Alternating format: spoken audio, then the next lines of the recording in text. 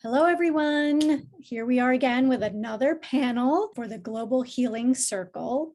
And we have a really exciting show today that we'll get right into. I'm Christina. I am an energy healer, and I also help coach people with mind, body, and soul, just to help them create the lives of their dreams. And we have Noora, if you'd like to introduce. Hi, everyone. Yes, my name is Noora. I'm from Finland. I am an energy healer and a spiritual life coach. So basically, I help you to create healthy and happy life and to make the changes that you need to do for living the life that is like linked or in harmony with your purpose. Beautiful. And then our special guest today is Bobbylight Rowlands, and he's known as Bobbylight, the caretaker of the crystal skulls. So Bobby, welcome. Yes, thank you, Christina and Noora, for inviting me. I feel a lot of gratitude for that. Thank you so much. Thank you. Yeah, so I'm a Reiki master. I took Reiki level 1 in 2004. And then in 2015, I was told I was going to be working with the crystal skulls. And now I have, and I had a lot of resistance to that when I was first told that. I'm like, no, I'm not me. But then they started showing up, and now I have, my collection has over 60 skulls, and have had amazing ceremonies with people, releasing things, gaining wisdom. And I also hold group meditations with the crystals. Nice, nice. So kind of bring us back to when this first happened, when you first started channeling the skulls. What was that experience? Well, I was at an expo, and I had a mini session with a friend of mine, and I was sitting on her table, and we were just chatting, and she handed me a towel, and there was something inside this towel. I couldn't see what it was. And I just started feeling all this energy from it, and it was like giving me chills over my body. And I asked her what it was. He said, well, take a look. And I opened it up, and I was like, crystals, here, take it back. Because I just had all the fear that was taught to me by, through Hollywood and movies and different things and religion, that skulls are bad. And now that I've learned, they're amazing tools to have and to work with. It's been a blessing. So I've also been told I've worked with them in other lifetimes. So they've come and here. Wonderful. Yeah. So with the skulls, are there different types, and do they have different energies? Do different healings?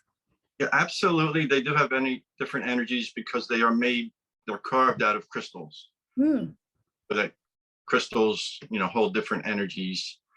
So when I'm guided to get another skull, however it comes to me, they're programmable, just like all crystals are programmable.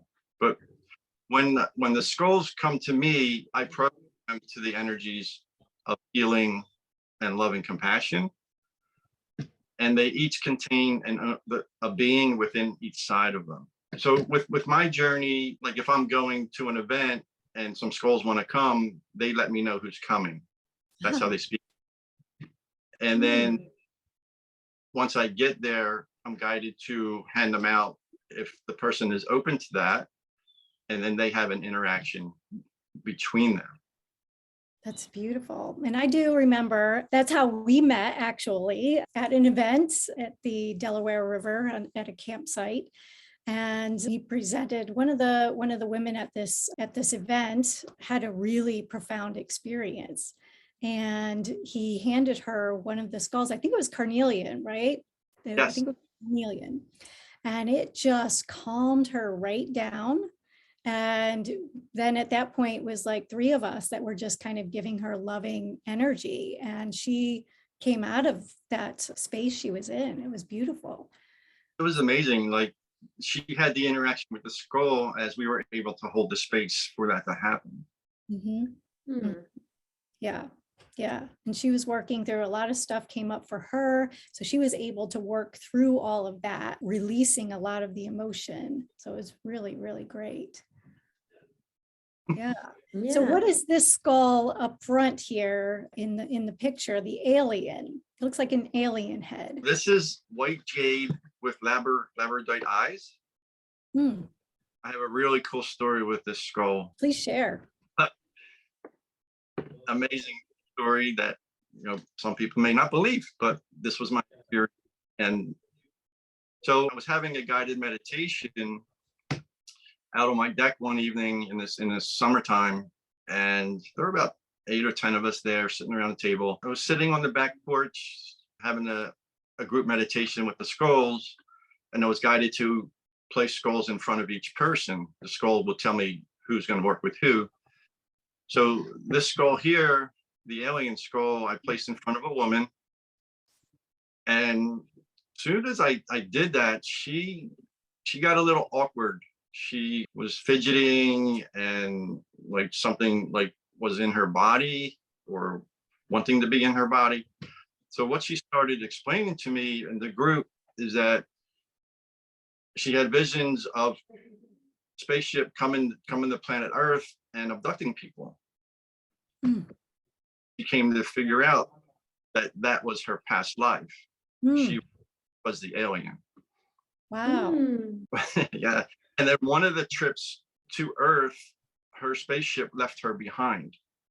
Oh my gosh. Yeah. So then Wow. that alien that got left behind was on Earth and she's on Earth at the same time. So this alien wanted to merge into her body. I was asking her, do you want this to happen? And she said she agreed because she feels she made a soul contract to do this. So I was able to merge an alien into a human. Wow. Whoa. So is she living with this alien today? I mean, is she cohabitating, I guess, co-creating, coexisting? She allowed the alien to stay with her for about 1.5 years, and then she decided to break that contract because she said afterwards it didn't feel good within her anymore. So she ended the contract. But during the process of merging the two of them, these two beings, there were parts where she was laughing. There were parts where she was just like moving her body, and I'm just like channeling energy into her, or to different parts of her body to move the energies to make that part go great. Other parts she was screaming, crying. It was just amazing to be part of that. Wow. And then from laughter, the screaming, the crying, to just all the body motions. And then when it was all finished, I was guided to go down in front of her and place my hands on her knees. She was seated there. And then the alien that was inside of her put a triangle like this and placed it into my forehead and blew energy into me. And it felt really good. I know it was pure. It was like, you know, gratitude for the merge. So it was just like an amazing experience. Wow. Wow, beautiful. But should we go a few steps back, like for the people who don't know you, for example, me, like how did you start your path of healing? And did you work with any crystals before you encountered the skulls? Like, just tell us a little bit of the story, Okay, so a little how bit, it started. I started my healing journey when I was a teenager. Like if I had shoulder pain, I would just place my hand here, my hand would heat up and the pain would go. I asked a couple people about it. No one ever, the people that I talked to weren't able to do it, didn't know anything about it. So it fell to the side for me until 2004 when I took Reiki level 1. It triggered like, yeah, now I know what it is, and now I know what to do with the healing energies that I channel. I own a bunch of crystals before those crystal skulls, but never really worked with them in a certain way. I just had them around, Hmm. like around the home, next to the bed, whatever. Sometimes it would be guided to sleep with one. Mhm. Yeah. Yeah. And then the scroll Well, show. most people, I think, work with crystals. Yeah. Hmm. Support. And how are these like these skulls? Like you said that there are so many theories from the Hollywood or whatever that people have like very negative connotations of them. So do you want to share like how do people see? Because for me, like I just know the crystal skull that I have seen in the museum in London, the biggest museum. I don't remember the name, and there is a crystal skull, and when I was like seeing it, I was like, wow, this is really cool. But then I don't know if it's actually a replica or not.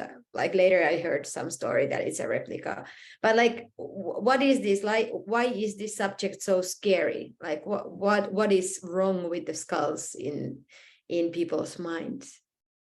Well, I can just comment on me. It's just what I was taught. I guess, the higher ups who run the world don't want us to have the knowledge of the truth about the crystal skulls. They want, which I was in fear most of my life, which I've transmuted so much fear by using the crystal skulls and other modalities. Now I know that for me, they're programmable, so I can program any energy I want, or any that I choose, for the higher good of all beings. Yeah. Yeah. And I think some of the fear comes along with, because skulls are always portrayed with death.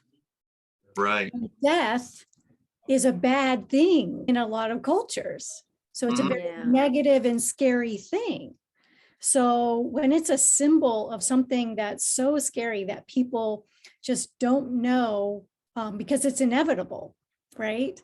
So if they just don't know and just don't understand what death is, then if it's the end of the line, the end of humanity, end of your life, then yeah, there's where the fear is, right? But it doesn't have to be that way. And I know just my own experience with near-death experience stories and afterlife stories, that that's not how it is, that it is not the end. What is your opinion on that? Well, that's really my belief, that it's not the end. And I don't fear death anymore. I love life. I love life fullest. But when I die, I'm just, all right, what's the next thing? What's that going to? It's like a rebirth for me. You know what I mean? So I've removed from it, and I welcome it. I'm going to go kill myself because I really enjoy life, but I'm not afraid of it anymore. Yeah. Yeah. Great. Yeah. Yeah. I just wanted to ask, like, how do you get your messages from the skulls? Like, how do they communicate with you? That's a very good question. So I consider myself the caretaker of the skulls. Like when I go to an event or have an event, they tell me who's going to come, for one, and who's going to work with who. And for me, that's pretty much it. On a rare occasion, I'll get a message for somebody. But probably a year ago now, a good friend of mine called me up, and he is super in tune with crystals. He's like, yeah, these three skulls want you to do this, this, and so I get outside help. And I set them up in a grid and I activated it. And then a little bit later, I passed out and I woke up like an hour later. And I woke up to my phone and he's texting me, "Are you okay?" I'm like, "Yeah, what?" So I called him, like, "What happened?" He's like, me, him, and two other people were on a spaceship together and they were giving us downloads and I started freaking out. So it knocked me out. He's asking me if I'm okay. And that's why I passed out on the sofa. It was like, so I get help from other people, or I can just hand a scroll that I'm guided to give to somebody. And sometimes I get messages through them that way as well. So it's for me, being the caretaker, I set up the invitation for somebody and then they have an experience together. And I can space for that to happen. Yeah, it's really beautiful. And what is that skull there to the other side of the alien? Yeah. Do you have Fun? a story with that? I sure do. So this is a black tourmaline, and it has 3 heads, one head here, and another head here. And that's the back. So it's a 3-headed skull, black tourmaline. And black tourmaline is for grounding as well as protection. So this place in Santa Fe, New Mexico called Star Dreaming. It's a 22-acre place where they set up all these different meditations. The 13 grandmothers visited there in the beginning when they first started making it. And in 2017, I was there 3 times that year. The first time I was there for a workshop. And then I was guided to go to this shop in town called Dinosaurs and More. And I knew there was a skull waiting there for me. I just knew it. My gifts are feeling and knowing. But when I was at the crystal store, I knew a skull was waiting there for me. But I got there and it wasn't there yet. So a few months later, me and a group of people were called back to Star Dreaming because they were building this. One of the temples they were building was a pyramid, and they had it halfway done. And I and 2 other people were invited to go activate the portal within this pyramid. And then the woman who introduced me to the skulls, she said, "You're going to use 3 skulls to, activate this portal."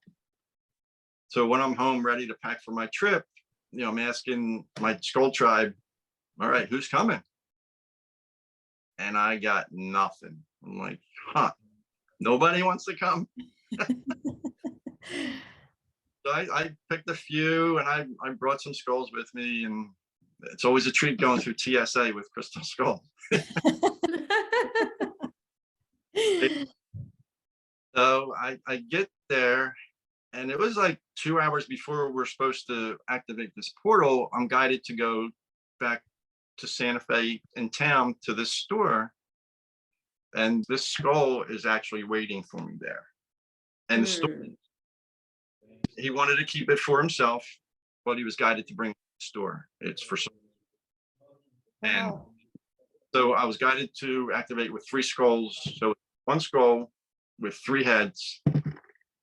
And we were able to activate this portal in this pyramid that was being. It's just crazy how spirit works, guiding us around to the synchronicities and stuff. Yeah, and it's always there. It's always there for everyone. And it's just a matter of being open to receiving that. Right.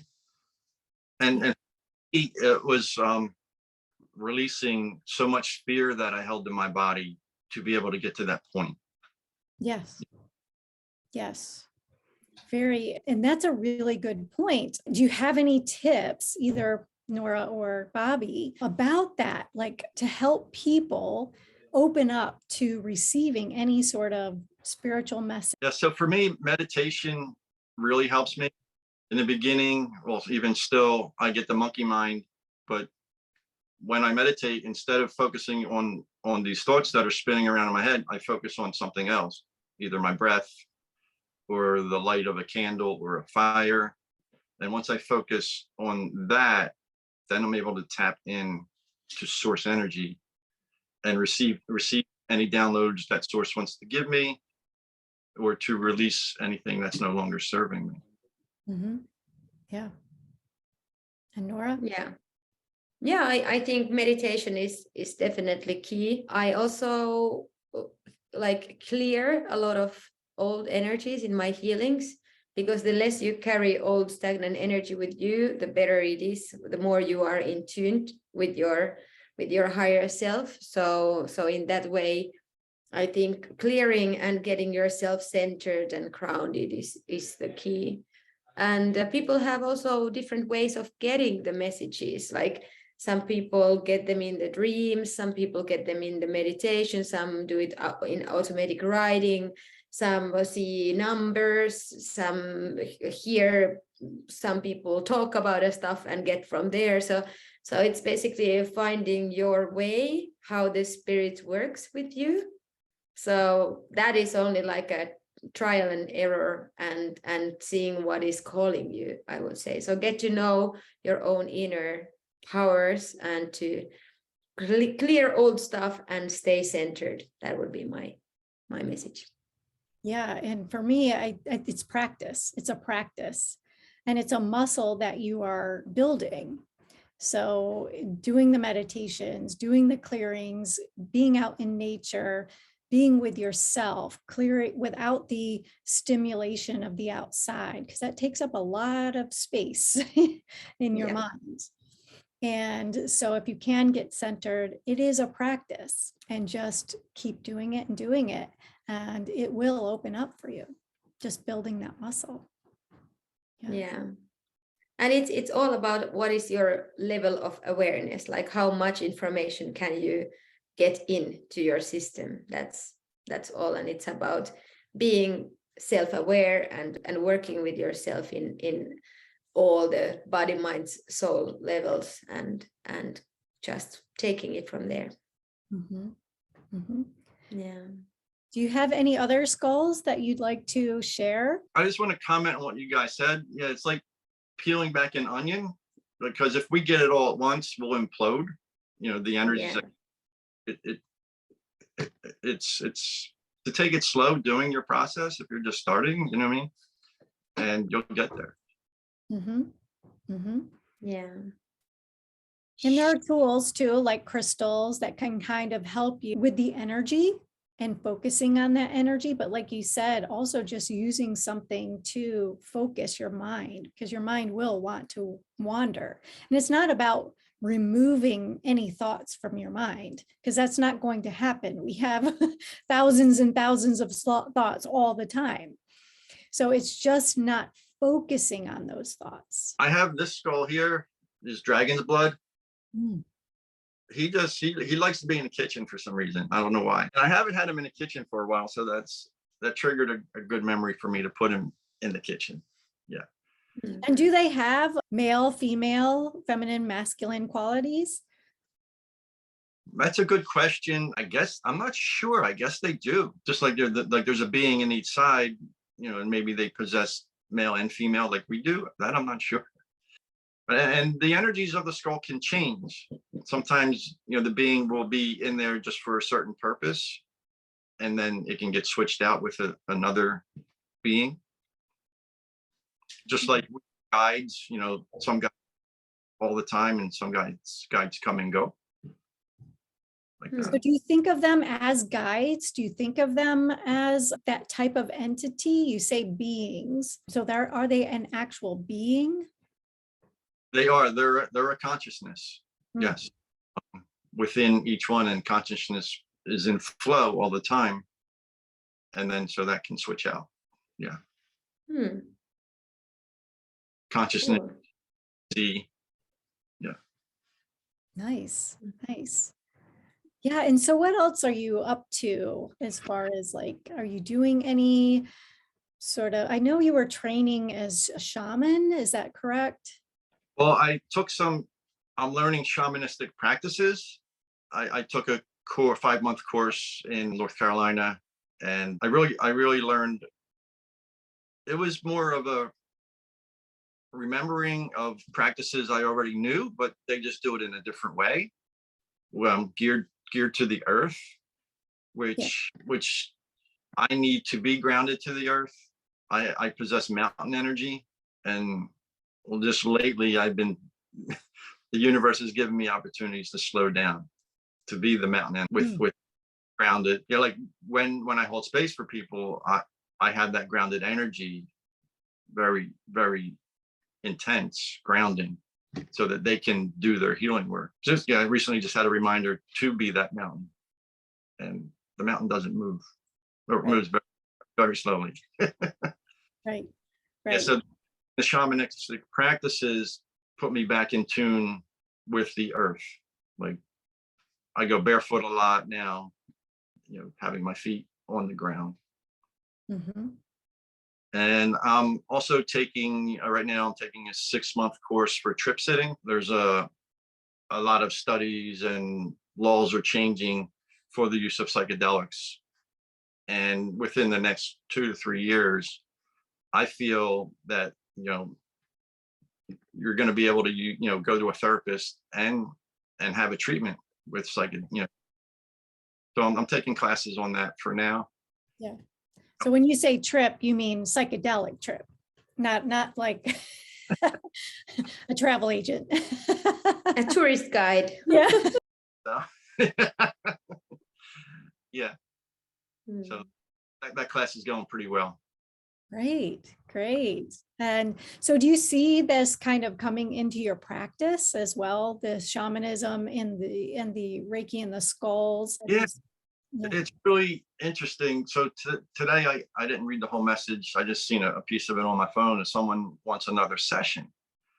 I work with clients and help them with whatever they're going through. And it came to me while I was in the shower that, like, I go to a healing center which has amazing energy, but I'm now being guided to do it out in nature, like lay a blanket down, set up a skull grid, bring my drum, bring the sage, bring it all, and have this person, lay in the ground and offer them the healing space that way. Oh, that's beautiful. That came to me today. Yeah. Yeah. I mean, anytime I've even thought of that myself, that it's like I daydream about having, and I do cacao ceremonies, and just daydreaming about being out in nature and doing these ceremonies. There's something, because the cacao is of the earth, it's just being out in nature really amplifies everything.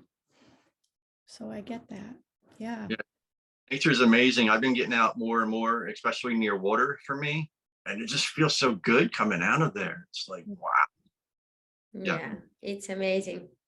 Yeah, I think water as an element is really, like, for healers, it's super important, because the negative energies, they cannot enter places where you have running water. So the water is the healing element. I'm just talking and telling to the people who are watching this. So the water as an element for healing in general is like vital, and especially seawater. If it's salty, it's even better. But we in Finland, for example, it's a country of like thousands of lakes. We have a lot of water here. So it's amazing just to go wherever you go, you always find water. So as in some lakes, for example, the lake next to my parents' cottage, it's so pure that you can even drink directly from there. So like the Finnish nature, it has so much healing power. And I have been thinking of having like retreats or something that would be held like in the middle of the forest, and that would be my dream. Yeah. Yes. Yeah, I don't think we would drink the water here in the state, but yes, I think it's really, really important. I think people are starting to catch on that just getting out in nature and breathing the air, it helps so much of your body, the nervous system, just to bring that coherence with the heart and the mind, to get out of all of the stimulation. This is beautiful. Yeah. So is there anything else that you would like to share with us, Bobbylight? So early on, well, there is a story of 13 original crystal skulls. And like Noora mentioned, like she went to a museum and there was a big skull there, and not sure of, there's conflicting stories of, is it real, is it not? So there was who knows how long ago, millions of years or whatever, but there's a story that goes, there were 13 different healers around the world, healers, shaman, that received the same message, and they never met each other before. And they were guided to, go dig in the earth and find a crystal, quartz crystal, and carve it into a skull. And then they were guided to go meet at the same place from all over the world at the same time. And, they were, I guess they were communicating telepathically, through intuition to receive that information. And once these 13 skulls came together, there now is a crystal skull grid around planet Earth. And these crystal skulls that I have are attuned to that to that frequency. And they were made for love, healing, for the highest good of all, for the planet to grow. So the energy's there, just, tapping into it. It is such a gift. And yeah, anybody can really tap into it, just, with intention. Oh, wow. Do they actually know where these are, or is it just the story that's been passed down?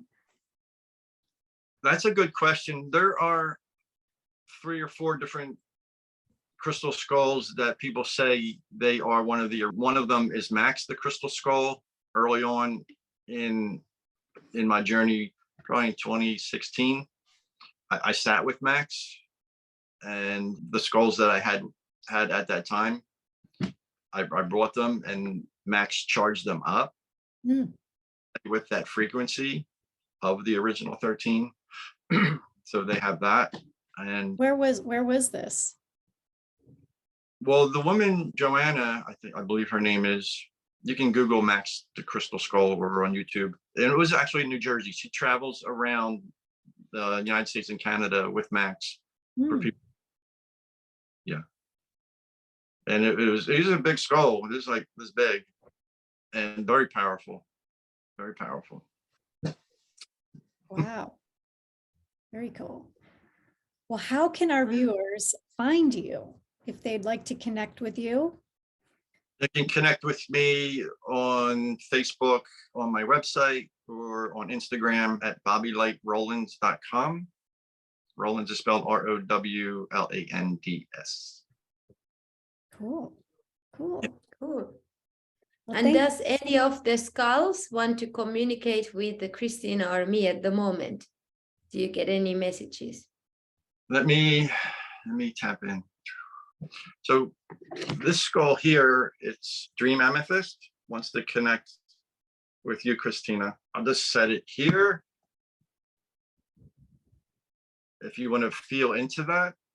And Noora, this smoky quartz wants to connect with you. Okay. I'll just hold it. I'm gonna connect with it. Thank you. So bring the skull into your third eye and allow that frequency to slowly enter. And now feel that energy in your heart space. Allow that to trickle down. And now allow it to go down to your root chakra. And now send that frequency down into Pachamama, Mother Earth. And now take a deep breath into your heart space. And you may open your eyes when you're ready. Thank you. Wow. Welcome. Wow. It was a crazy moment. Like I could feel that immediately it started to open my throat chakra, because that's I always have the blockages there, if somewhere.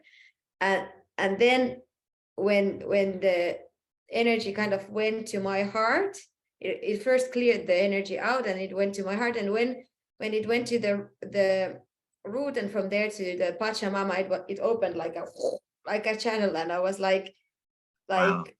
completely between the two, the Mother Earth and the Father Heaven. It was a very beautiful, big moment there. Yeah. Wow. Thank you very much. Thank you.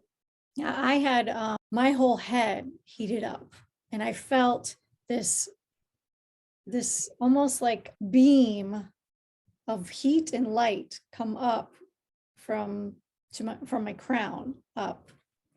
And then as I felt the energy kind of going down to my heart, stop there, then to the root, and then to the earth, just feeling this sense of calm and peace.